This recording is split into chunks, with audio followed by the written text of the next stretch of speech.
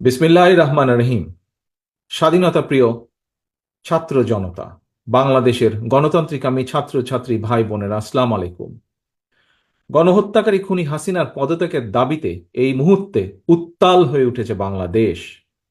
ছাত্র জনতার এই বিপ্লব ঠেকাতে খুনি হাসিনা ছাত্র জনতার বিরুদ্ধে পুলিশ, বিজেপি, সেনাবাহিনীর একটি অংশকে লেলিয়ে দিয়েছে। খুনি হাসিনার নির্দেশে পুলিশ, বিজেপি, সেনাবাহিনীর একটি অংশ ছাত্র ছাত্রী জনতাকে হত্যা করে লাশের বন্যা বইয়ে দিচ্ছে। যে মুহূর্তে আমি আপনাদের সামনে এই বক্তব্য রাখছি, যতটুকু আমি দেশের বিভিন্ন জায়গা থেকে জানতে পেরেছি, এরই ভেতরে আজকের এই দিনে তার নিজের ক্ষমতা টিকিয়ে রাখতে জন্য শেখ হাসিনা এরই ভিতরে প্রায় 100 মানুষকে সে হত্যা করেছে। পুলিশ, বিজিবি, সেনাবাহিনীর একটি অংশের বন্দুকের নলের উপরে ভর করে খুনি হাসিনা ক্ষমতা আঁকড়ে রেখেছে। পুলিশ,